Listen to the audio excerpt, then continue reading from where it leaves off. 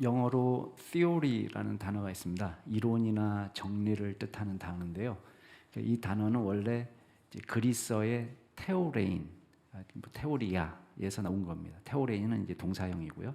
명사형이 테오리아인데, 이제 테오리아의 문자적인 의미는 그러니까 신의 관점에서 보다, 하늘에서 보다, 그런 의미가 있습니다. 그러니까 신이 보는 세상. 테오리아는 이제 철학적인 용어로 하면 어떤 선입견 없이 사물에 대해서 선입견 없이 이제 있는 모습 그대로 바라보는 관조 정신, 이거를 이제 테오리아라고 이야기합니다. 그래서 이게 발전해서 이제 동사로 발전하면 테오레인 하면은 보다, 숙고하다, 관찰하다, 그런 의미를 갖습니다. 왜 이 이야기를 하냐면 고대 그리스인의 이제 소원은 뭐냐? 사물을 있는 모습 그대로 보는 거예요. 어떤 편견 없이. 근데 현실은 어떻습니까? 현실은 우리가 사물을 있는 그대로 보기가 너무 어렵습니다. 우리의 감각도 온전하지가 않죠. 그래서 우리가 색깔을 다 보는 것처럼 보이지만 적외선이 있고 자외선이 있잖아요. 예. 그러니까 왜 외자가 붙겠어요? 이건 우리가 보통 눈으로 볼 수 있는 빨주노초 파남보 그 밖에 있는 색이에요. 밖에 있는 광선. 그러니까 우리 육안으로는 식별이 불가능한 겁니다. 그러니까 우리가 세상에 존재하는 모든 소리를 다 들을 수 있을 것처럼 보이지만 그렇지가 않아요. 우리가 듣지 못하는 소리가 있습니다. 제가 지난번에도 말씀드린 것처럼. 그래서 우리는 우리의 감각기관을 너무 신뢰하고 또 우리의 판단을 굉장히 신뢰하는 경향이 있지만 실제로는 별로 믿을 수가 없다. 완벽하지 않다라는 것을 깨닫게 됩니다.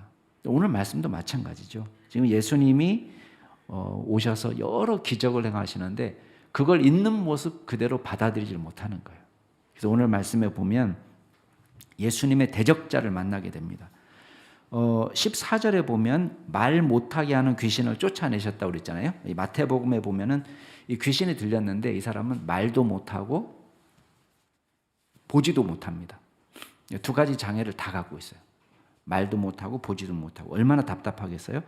근데 귀신을 쫓아내고 나서 이 사람이 보기도 하고 말도 하게 된 것입니다. 엄청난 기적이죠.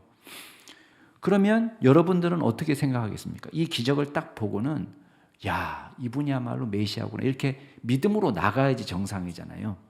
근데 이 사람들이 비난하는 거예요. 15장에 뭐라고 비난하냐면 저거 귀신의 왕 바알세불을 힘입어서 귀신을 내어 쫓고 있지. 또 어떤 사람은 이 기적 가지고는 모자라니까 하늘로부터 오는 표적을 보여주라, 이렇게 이야기합니다. 이제 나중에 다음 주에 우리가 이 하늘로부터 오는 표적을 보여줘라, 이 요청에 대한 대답이 나옵니다. 그건 이제 우리 다음 주에 볼 거고, 이제 오늘 볼 거는 귀신의 왕 바알세불을 힘입어서 귀신을 쫓아낸다는 거예요. 여러분, 바알세불은요, 구약 성경에 바알세붑이라고 표현된 그 이방신과 같은 신으로 봅니다. 바알세붑, 바알세불, 좀 비슷한데 그렇게 보면 블레셋의 에그론의 신입니다. 만약에 자, 유대인들이 생각할 때 바알세불 하면요, 우리식으로 얘기하면 사탄이나 마귀나 똑같아요. 너 마귀의 힘을 빌려서, 사탄의 힘을 빌려서 귀신을 내어 쫓고 있지, 이렇게 비난하고 있는 것이 사실이라면 예수님은 어떤 죄냐? 이거는 주술행위예요. 사교행위. 유대 율법으로는 사형에 해당되는 죄입니다. 어마어마한 죄를 뒤집어 씌우는 거예요. 여러분, 이 바리새인들이 기적이 적어서 믿지 못한 것 같습니까? 천만의 말씀이에요. 기적은요, 차고 넘칩니다. 다만 믿음이 없기 때문에 수많은 기적을 보고 치유행위를 봐도 의미가 없는 것입니다. 근데 진짜 믿음의 사람은 어떤 사람이냐? 진짜 믿음의 사람은요, 표적이 없이도 믿을 수 있는 사람이 믿음의 사람이에요. 다음 주에도 이거 얘기할 겁니다.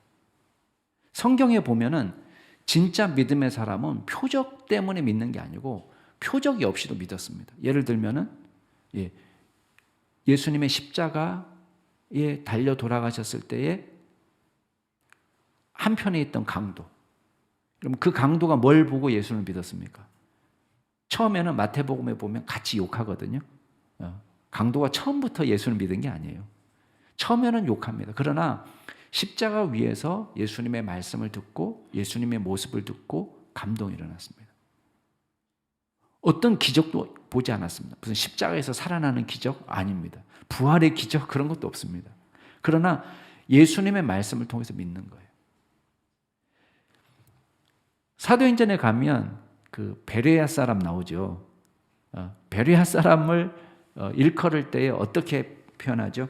야, 이 사람들은 신사다. 간절한 마음으로 하나님의 말씀을 받아서 정말 말씀이 그러한가 날마다 성경을 상고하는 사람이다. 바울이 베레아에 가가지고 어떤 기적을 일으켰다 그런 말 없습니다. 그냥 회당에 들어가서 말씀을 증거했을 뿐이에요. 그런데 말씀만 듣고도 이 사람들은 믿는 것입니다. 자, 그렇기 때문에 우리가 복음을 반대하는 대적자들이 나타날 때에 지나치게 낙심할 필요도 지나치게 순종할 필요도 없는 것입니다. 저와 여러분은 우리에게 맡겨진 트랙을 이제 완주하는 거예요. 그게 우리의 사명입니다. 바울은 모든 일을 다 마친 다음에 디모데후서에 가서 그런 고백을 합니다. 나는 선한 싸움을 싸우고 나의 달려갈 길을 마치고 믿음을 지켰다. 우리가 내가 통제할 수 없는 저 사람이 변화되는 것을 기대하면요, 낙심천만입니다. 맨날 낙심해요. 맨날 낙심. 화병 생깁니다. 왜? 안 바뀌거든요, 저 사람은. 근데 우리가 초점을 맞출 것은 저 사람이 어떻게 바뀌느냐에 초점을 맞추면 안 돼요. 내가 어떻게 살아가느냐에 초점을 맞춰야 됩니다. 여러분, 아무리 가까운 피부치라도 내 마음대로 전도가 안 돼요. 우리가 할 일은 뭡니까? 열심히 기도해주고 열심히 복음을 전하고 그리고는 나머지 결과에 대해서는 하나님께 맡겨야 됩니다. 그게 우리의 사명이에요. 우리의 사명을 다하면 그걸로 된 겁니다. 근데 그거 이상의 책임을 지려고 하면요, 우리 절망밖에 할 수 없습니다. 예수님도 말씀을 증거하시고 당신의 표적을 보여주시고 그걸로 끝이에요.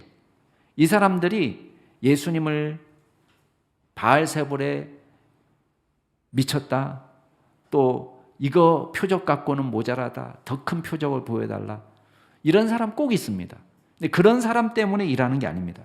우리는 우리의 업적이 얼마나 위대했느냐로 평가받는 것도 아니고요, 우리 앞에 얼마나 많은 장애물 때문에 고생했느냐 갖고 낙심할 필요도 없습니다. 다만 저와 여러분이 해야 될 일은 뭐냐? 그냥 선한 싸움을 싸우는 거예요. 우리의 믿음을 지키는 것입니다. 우리의 달려갈 길을 최선을 다해서 달려가는 것입니다. 그 은혜가 있기를 바랍니다. 예. 자, 서기관들의 공격이 두 가지 점을 말하는데, 두 가지 점에서 말도 안 되는데요. 첫 번째는 이 마귀가 스스로 싸워서 자멸할 만큼 멍청하지 않다는 거예요. 예. 적어도 마귀는 우리보다 똑똑합니다. 예, 우리 그거 인정해야 돼요. 우리가 마귀와 싸워서 이길 수 있는 이유는 내가 똑똑해서가 아니에요. 우리와 함께 하시는 예수님이 강하신 분이기 때문에 이기는 겁니다. 그러니까 우리가 그렇게 마귀가 허술하다 이렇게 생각하면 안 돼요. 마귀는 타인의 파멸을 위해서 존재하지 자기들의 파멸을 위해서 존재하지 않습니다. 만약에 서로 싸우면 어떻게 될까요? 스스로 망하는 길이죠. 자, 17절 18절 말씀 같이 한번 읽어볼까요? 17절 18절 시작. 예수께서 그들의 생각을 아시고 이르시되 스스로 분쟁하는 나라마다 황폐하여지며 스스로 분쟁하는 집은 무너지느니라. 너희 말이 내가 바알세불을 힘입어 귀신을 쫓아낸다 하니 만일 사탄이 스스로 분쟁하면 그의 나라가 어떻게 서겠느냐. 자, 사탄이 사탄을 쫓아낸다? 그게 이제 바리새인들의 주장인데 뭘 위해서 그렇게 하겠습니까? 피아를 식별 못해서 그렇게 멍청하지 않다고 그랬죠. 스스로 망하게 하기 위해서 그것도 맞지 않습니다. 사탄과 귀신은요, 하나님을 대적하기 위해서 어떤 때는 똘똘 뭉칩니다. 얘네들이. 그걸 알아야 돼요. 우리 그 예가 성경에 어디 나옵니까? 원래 헤롯하고 빌라도는 원수였잖아요. 근데 뭐 때문에 하나가 되죠? 예수님을 십자가에 못 박기 위해서 하나가 됩니다. 원수도 하나 되게 합니다. 어떤 때? 악을 위해서. 하나님의 나라를 공격하기 위해서. 그러니까 이게 말이 안 되는 거예요. 사탄은 절대 파멸의 길을 택하지 않습니다. 또 하나 이 사람들이 논리적으로 모순이 생겼는데 자기 모순적이에요. 19절에 보면 내가 바알세보를 힘입어 귀신을 쫓아내면 너희 아들들은 누구를 힘입어 쫓아내느냐. 자, 유대인들 사이에서도 귀신 축출이 일어났습니다. 어느 정도 광범위하게 일어났는지는 우리가 알 수 없지만 우리 지난번에 누가복음 9장 할 때도 예수님의 12제자 서클 안에 들어와 있지 않는 다른 곳에서 귀신을 쫓아내는 기적이 일어난 것을 우리가 보았어요. 제자들이 와서 얘기하잖아요. 우리 같은 제자도 아닌데 주의 이름으로 귀신을 쫓아내서 우리가 못하게 막았다고. 그래서 예수님 앞에 칭찬을 들을 줄 알고 말하지만 예수님이 우리를 반대하지 않는 사람들은 우리와 같은 편이라고 그냥 놔두라고 얘기하시는 장면이 나왔었죠. 그러니까 질문하는 거예요. 니네가 니네 그 바리새인 유대인들이 귀신을 쫓아내는 것은 도대체 누구 이름으로 하는 거냐? 누구의 능력이냐?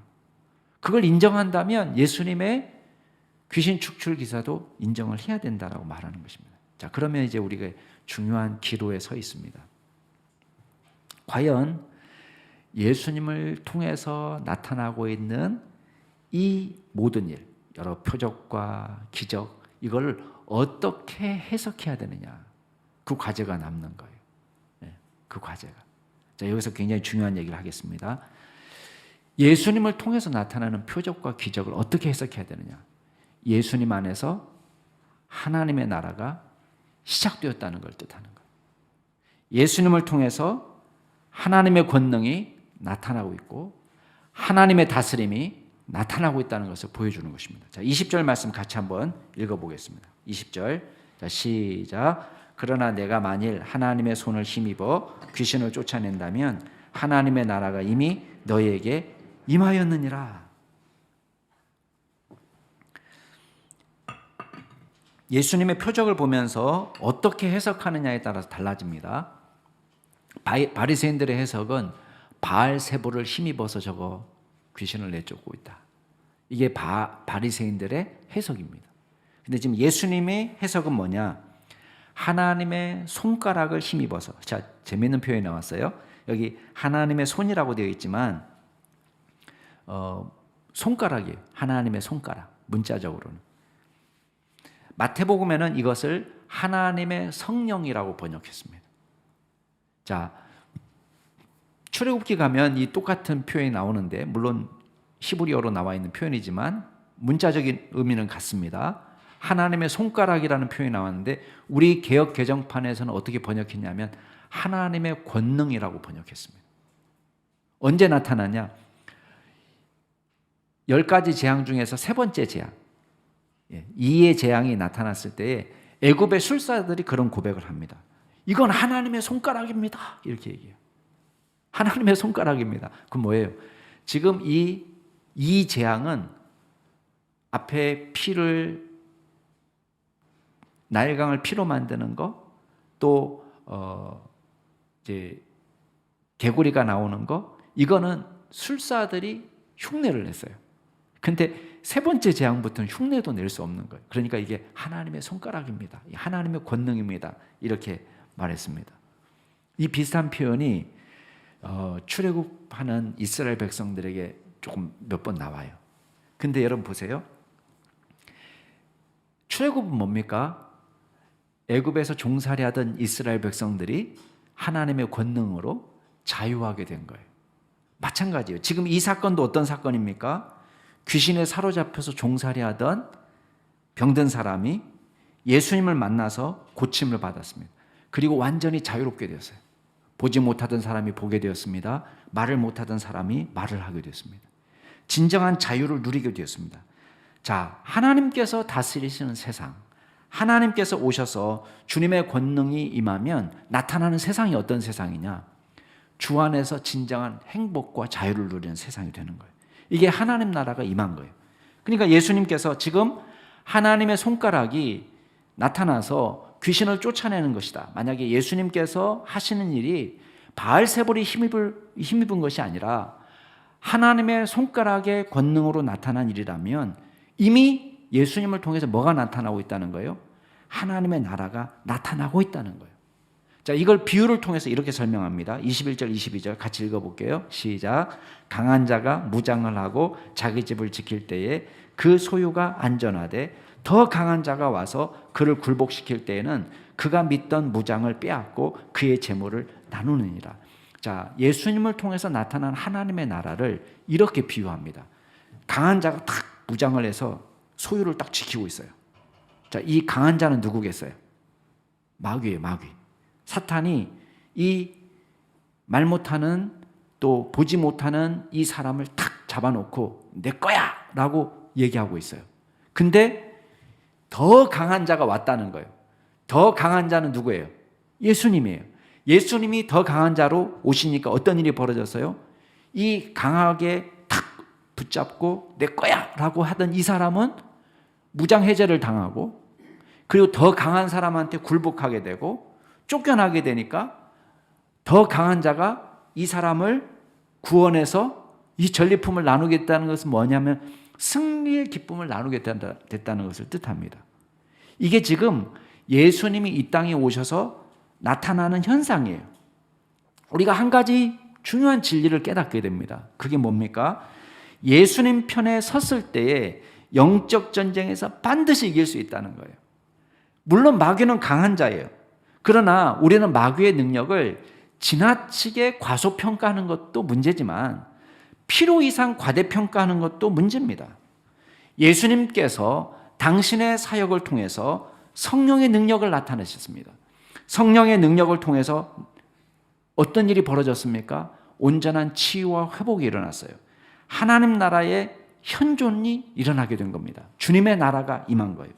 일평생 사탄에 매여서 살던 사람도 예수님을 만나니까 회복이 일어나고 구원이 일어나는 것입니다. 이게 오늘 예수님을 통해서 나타나는 역사를 바르게 해석하는 것입니다. 하나님의 나라는요, 정치적인 의미로만 해석되는 게 아닙니다. 여기선 보다 어떤 의미로? 영적인 의미로. 그래서 성령을 통해서 임하게 된 하나님의 나라는 사탄의 권세가 굴복이 되고 말씀의 원리가 우리의 삶을 지배하고 죄에서 해방시켜주고 영원한 생명을 얻게 하는 것입니다. 그러니까 승리는 하나님의 능력에 달려있는 거예요. 우리의 능력에 달려있는 것이 아닙니다. 이 사실이 우리에게 엄청난 위로를 주는 것입니다. 왜냐?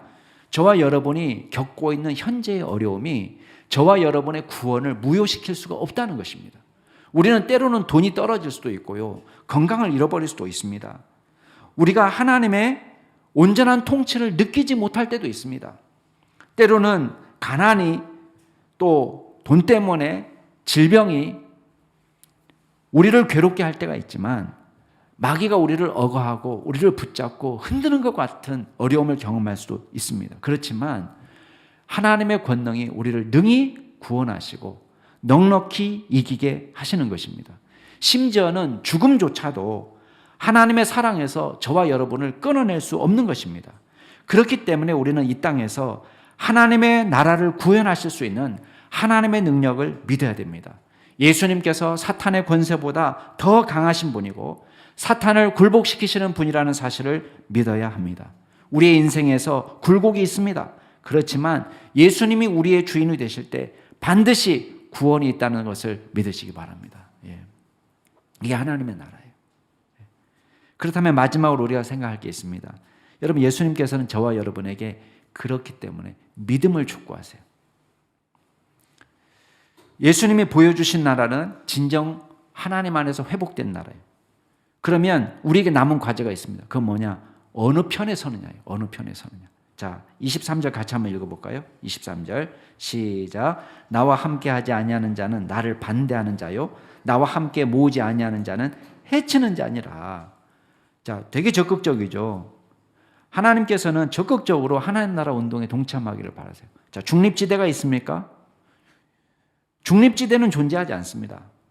적극적으로 하나님 나라에 동참해야 돼요. 여기 보면 예수님은 나와 함께 하지 아니하는 자는 나를 반대하는 자라 이렇게 말씀하세요.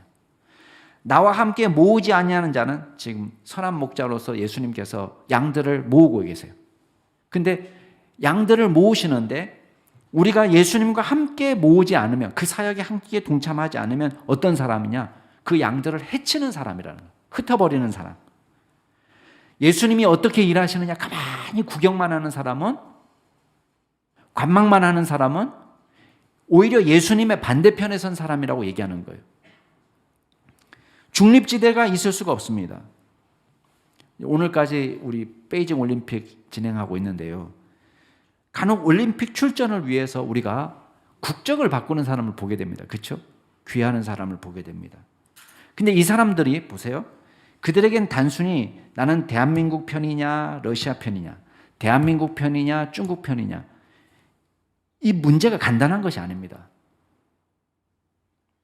여러 가지 이유로 자국에서 선수의 생명을 이어가기 어렵다고 판단했을 경우에 이 사람들이 스포츠를 통해서, 스포츠를 위해서, 내 인생을 위해서 국적을 바꾸는 용단을 내립니다.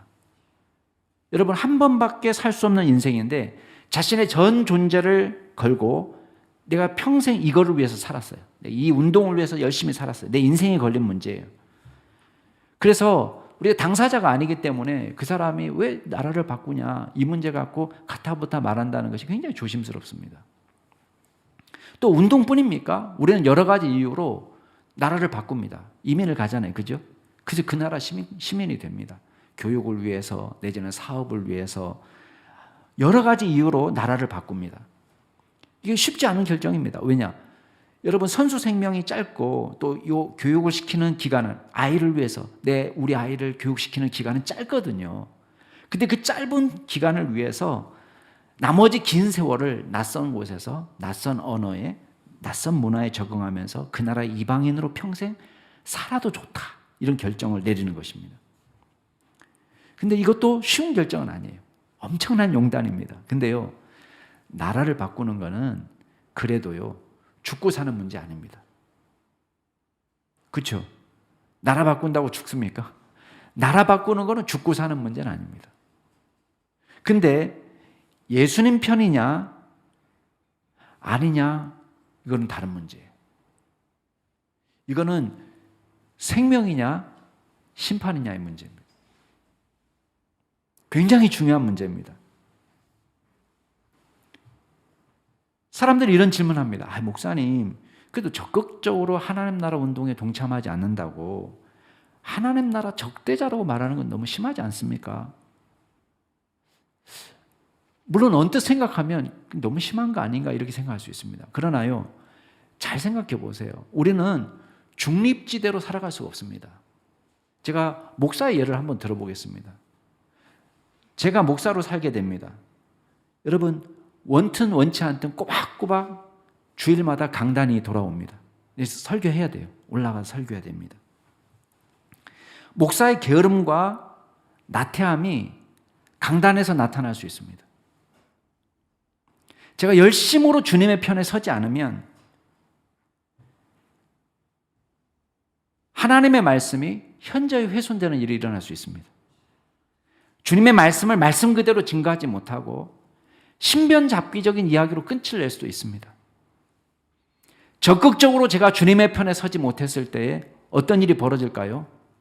오늘 단 한 차례 이 자리에 와서 앉아있는 분, 내 일평생 내가 한 번 교회 왔는데 하나님의 말씀이 들어야 될 말씀을 듣지 못하고 세상에 나가서 더 이상 교회 한 번도 오지 않을 경우도 생길 수 있습니다. 그럴 경우에는 하나님의 나라를 현저히 방해한 사람이 될 수 있는 것입니다.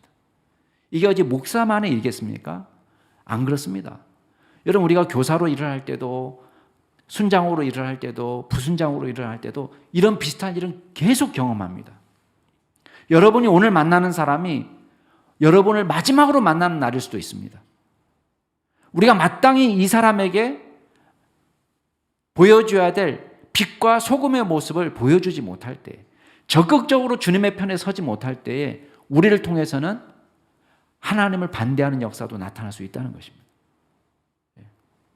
굉장히 중요한 문제입니다. 그렇기 때문에 철저히 지속적으로 주님과 함께하는 삶을 살아야 됩니다. 여러분, 이 주제와 관련해서 예수님께서 굉장히 중요한 비유를 했습니다. 24절부터 26절까지 한번 읽어볼까요? 24절부터 26절까지 같이 읽겠습니다. 시작. 더러운 귀신이 사람에게서 나갔을 때에 물 없는 곳으로 다니며 쉬기를 구하되 얻지 못하고 이에 이르되 내가 나온 내 집으로 돌아가리라 하고 가서 보니 그 집이 청소되고 수리되었거늘 이에 가서 저보다 더 악한 귀신 7을 데리고 들어가서 거하니 그 사람의 나중 형편이 전보다 더 심하게 되느니라. 자, 어떤 사람에게서 더러운 귀신이 나갔습니다. 예수님의 비유입니다. 근데 이게 예수님이 이 귀신을 쫓아내서 나갔다기보다는 여기 주어가 보면은 귀신이에요. 주어가 임의로 나갔어요. 쫓김을 당한 게 아니라 자기가 나갔다는 거예요. 그럼 쉽게 말하면 이 사람이 예수님이 탁 장악하니까 자기가 쫓겨난 것이 아니라 이 사람을 괴롭힐 만큼 괴롭히고 나서 더 괴롭힐 만한 대상이 없나, 그리고는 다른 곳으로 갔다는 것을 뜻합니다.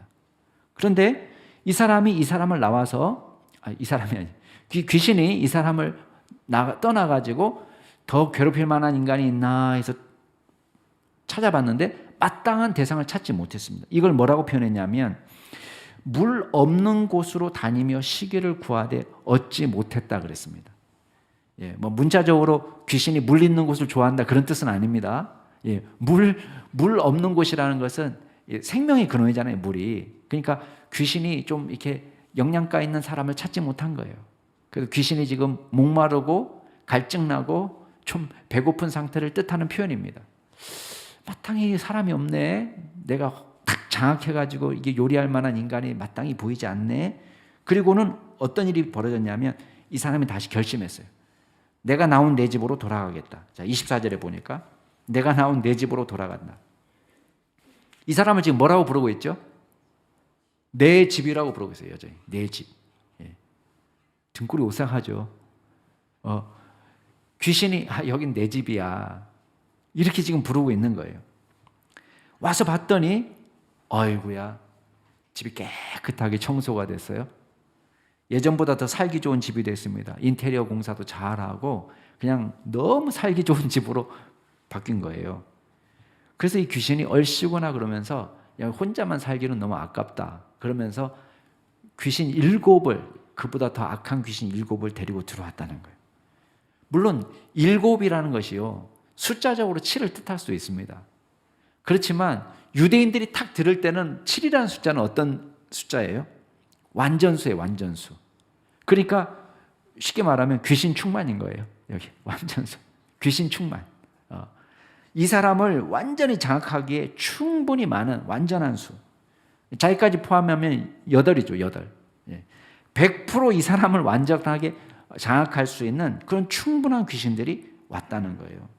자, 26절에 보니까 어떻게 됐어요? 비유의 결론은 그 사람의 나중 형편이 전보다 더 심하게 되었다. 그렇게 되어 있습니다.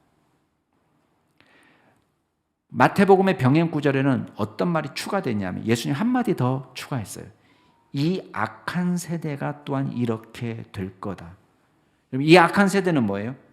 예수님께서 선포하시는 하나님의 나라를 보면서도 실제로 체험하면서도 거부하는 사람.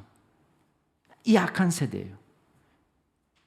여러분, 우리는 예수님의 말씀을 듣고 잠시 감동을 받을 수 있습니다. 그러나 회개하지 않는 것입니다. 예수님이 전하는 하나님의 나라에 잠깐 동참할 수 있습니다. 가룟 유다 같은 사람이에요. 예수님이 행하시는 기적을 봅니다. 기적을 보면서 놀랐습니다. 오병이어 기적이 일어났을 때 거기서 보리떡 먹었어요. 물고기 떼어준 거 먹었습니다. 놀랐습니다. 근데 예수님 믿지 않습니다. 예수님의 편에 서지 않습니다. 은혜의 자리에는 있는 듯 하지만 주님을 위해서 헌신하지 않는 것과 비슷합니다. 말씀을 들을 때 우리 마음이 청소되는 것과 같은 일이 일어납니다. 야, 재밌다. 은혜롭다. 괜찮다. 목사님 말 잘하네. 정화된 느낌을 받습니다. 은혜도 받는 것처럼 보입니다. 마치 집을 깨끗이 수리하고 치워놓은 것과 같습니다. 그러나 내 마음에 예수님을 모셔드리지 않는 것입니다. 생각만 많습니다. 주님을 위해서 아직도 버리지 못하는 것들이 너무너무 많습니다. 아까운 것들이 너무 많아요. 여러분, 그게 주님의 나라에 들어갈 때 무슨 짝의 쓸모가 있겠습니까? 여러분이 아까워하는 게 뭡니까? 여러분이 주님의 나라에 들어갈 때 아무런 쓸데없는 것을 우리는 아까워하는 것입니다. 버리지 못하고. 나 요것 때문에 예수 못 믿겠다. 요것 때문에. 여러분, 그 아까워하는, 별거 아닌 그 아까워하는 것들 때문에 목숨을 거는 거예요. 진공 상태가 있습니까? 예수님도 없고 마귀도 없는 우리만 존재하는 진공 상태가 있습니까? 예수님의 편에도 속하지 않고 마귀 편에도 서지 않는 중립지대가 있습니까? 중립지대는 없습니다. 우리는 육체의 소욕을 따라 살든지 성령의 소욕을 따라 살든지입니다. 육적인 내가 원하는 것은 성령님의 소욕과 반대가 되어 있습니다. 성령님이 원하시는 것은 육적인 것을 반대하게 되어 있습니다. 우리가 예수님을 믿고 마귀의 공격에서 완전히 예수를 믿고 나면 마귀의 공격에서 완전히 자유로울 거라고 착각합니다. 여러분, 마귀의 시험이 없습니까? 아니에요. 마귀의 시험은요, 예수님한테도 옵니다. 예수님한테도. 마귀의 시험은 바울에게도 오고 베드로에게도 오고 다 옵니다. 예수를 믿으면 시험에서 면제되는 게 아닙니다. 그러나 우리가 예수님의 편에 서면 이 시험에 빠지지 않고 이길 수가 있는 것입니다. 그래서 예수님이 우리에게 뭐라고 얘기합니까? 시험에 빠지지 않고 악에서 구하도록 기도하라고 말씀하십니다. 제가 지난주에 청년부에게만 얘기했습니다만은 일부 때는 얘가 얘기 안 했어요. 악에서 구하소서. 그 악은요, 사실은 악한 자입니다. 악한 자. 제가 일부 예배 때 얘기했나요? 얘기했나요? 모르겠어요. 일부 때 얘기 안 했죠. 제 기억으로는 3부 때만 얘기했어요. 1부 때 제가 막 시계 보면서 초조해가지고 얘기를 못했어요.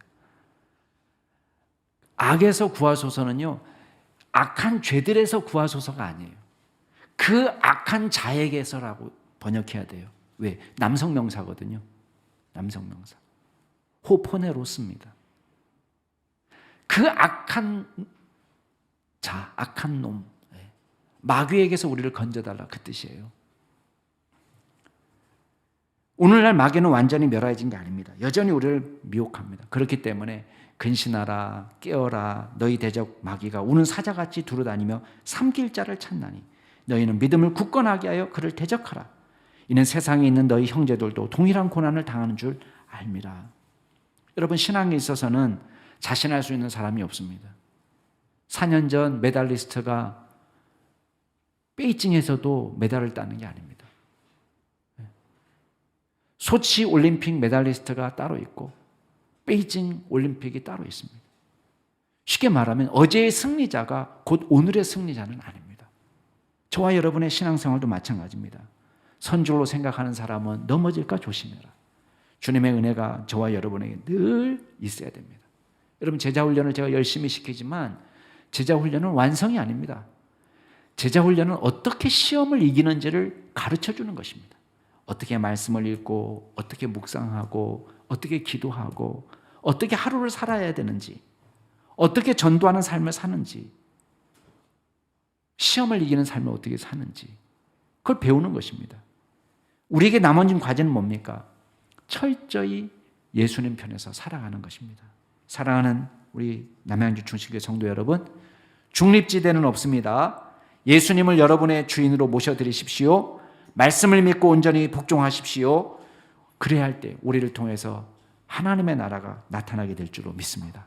적극적으로 예수님 편에 서시길 바랍니다. 말로만 예수님을 반대하지 않는다고 고백하는 것으로는 부족합니다. 진심으로 주님의 제자이기를 소원하세요. 마음을 비워둔 채 살지 마세요. 우리의 마음을 하나님의 것으로 가득 채우시길 바랍니다. 주님 앞에 우리 마음을 드리시길 바랍니다. 깨달아진 말씀을 우리가 살아내도록 간절히 기도할 수 있는 저와 여러분이 될 수 있기를 바랍니다.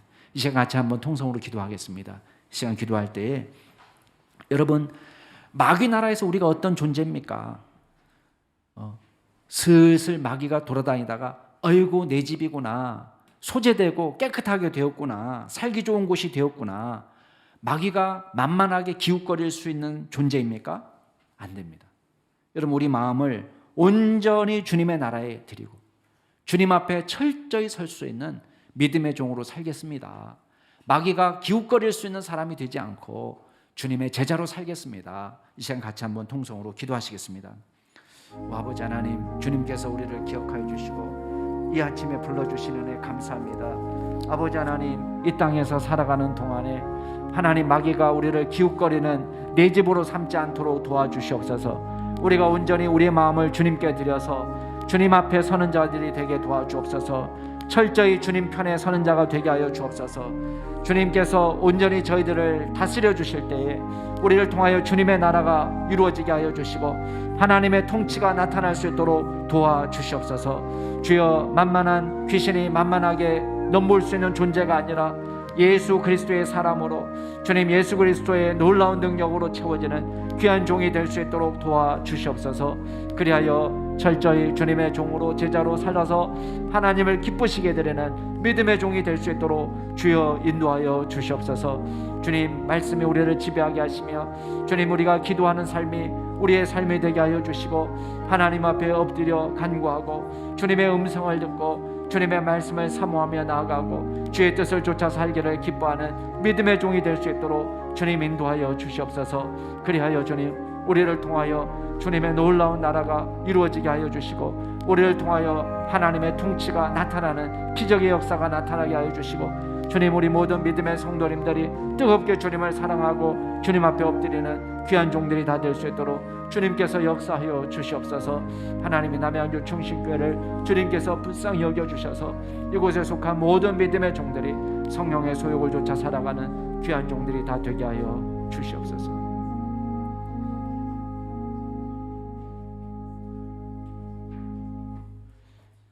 주님께서 우리를 온전히 다스려 주시고 주님께서 우리를 꼭 붙잡아 주셔서 주님의 제자로 삼아 주시고 주님 나라 위하여 온전히 헌신하는 진실한 종들이 다 될 수 있도록 인도하여 주시옵소서.